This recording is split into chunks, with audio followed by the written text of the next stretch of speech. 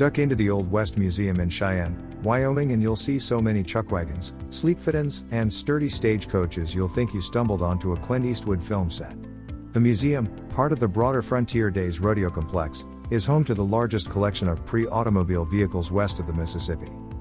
It's also, somewhat unintentionally, a prologue to the sprawling RV or MH Hall of Fame in Ekhart, Indiana, the Midwest manufacturing town that's turned out most of the motorhomes, travel trailers, toy haulers, and recreational vehicles you'll see on highways not only in the U.S., but around the world. That's because long before Winnebago was a household name, and even before companies like Ford made the automobile king of the road, the buggies, coaches, and wagons you'll see on exhibit in Cheyenne or the Plains Museum in Laramie were the original RVs that helped Americans get outside not for work, but for the sheer fun of it. Now a century later, RVs are having something of a renaissance. Not only have sales gone up in recent years, but RV users are also increasingly diverse.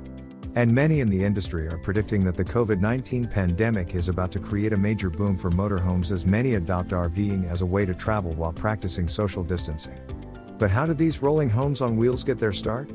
To answer that, you'll have to travel back to the Wild West and the rugged landscape of Wyoming. The history of the first RVs.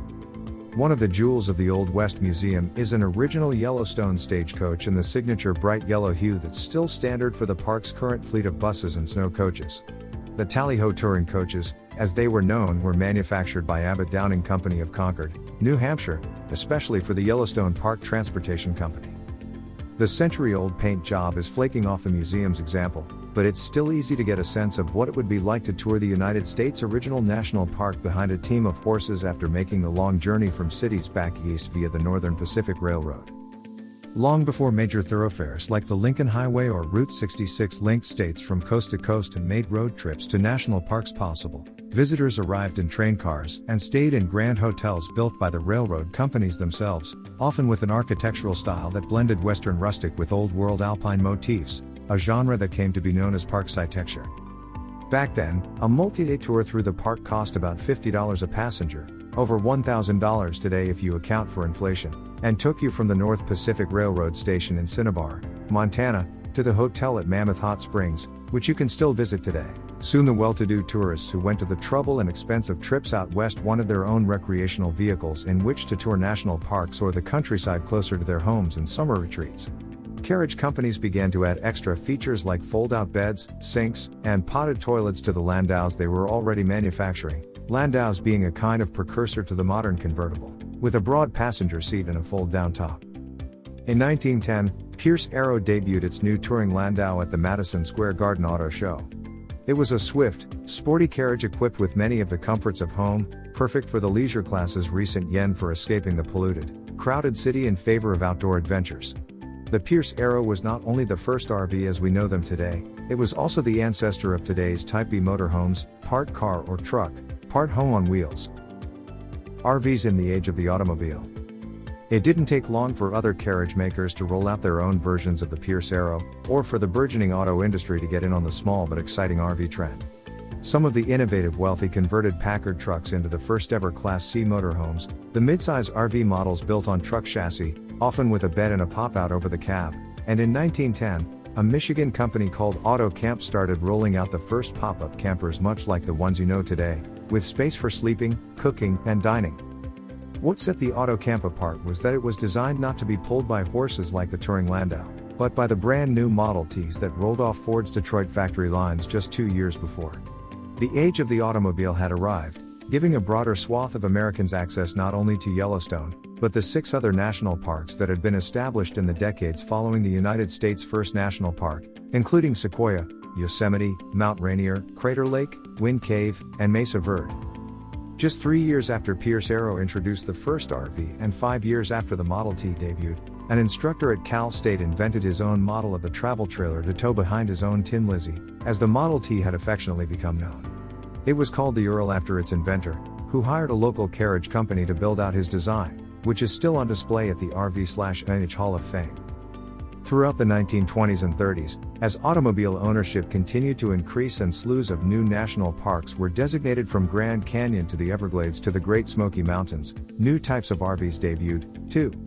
It was an era of tin can tourists, as one RV enthusiast club called itself, a reference to the gleaming silver campers of the era, a style that lives on in the perennially popular Airstream, which debuted in the early 1930s. No longer were visitors to national parks limited to the railroad's massive lodges. Now they could camp throughout Yellowstone and its descendants, and at a variety of other outdoor destinations, too, including the first proper RV parks that cropped up across the country, along with filling stations and motels along brand new auto trails like the Dixie Highway, Egyptian Trail, Evergreen National Highway, and New Santa Fe Trail. How RVs become part of American culture? Though the Great Depression slowed the sale of RVs along with everything else in America, the Civilian Conservation Corps was hard at work on numerous projects in national and state parks around the country, constructing campgrounds and other outdoor recreation facilities still in use today. By the time World War II was over, the economy was roaring again and Americans were eager to explore. The age of nuclear family road trips and summer vacations had arrived, and so had a new generation of RVs that were bigger and more luxurious than ever, packed with new technology and ready to run on plenty of cheap gasoline. Sprawling Class A models, the largest size of RVs, which often resemble tour buses, rolled onto dealers' lots, along with the first RVs known as motorhomes. RVs had started to make their way into pop culture through films like 1943's What's Buzzin' Cousin? And 1953's Long Long Trailer. A decade later, a VW microbus appeared on the cover of the Freewheelin' Bob Dylan, just a year after Donna Reed took her fictional TV family on Western vacation in a Dodge Travco RV. Also in 1962, an aging John Steinbeck hit the road in a camper named for Don Quixote's horse, in search of the American essence in whatever the country was becoming, perhaps unaware that his journey itself, and the means by which he traveled, typified the very questions he was trying to answer. Steinbeck's experience, recorded in the great travelogue Travels with Charlie, later inspired CBS correspondent Charles Corral to start filming America's back highways for a segment called On the Road, a project that ultimately lasted 20 years and 6 motorhomes. By the end of the 1960s, there was no denying that RVs were firmly cemented in both mainstream family life and counterculture, as American as apple pie. The first century of RVing has been a long, strange trip. Fortunately, if you're still curious to learn more about how your contemporary adventure rig evolved, you can gas up your current model and head to the Old West Museum, Plains Museum, the RV/MH Hall of Fame, John Sizemore Traveling RV Museum, Stephen Kotkowski Vintage Trailer Museum and beyond to see the original recreational vehicles for yourself, not to mention those gleaming space-age tin cans, canned hams, Winnies, toy haulers, and everything in between. You might just run into a national park.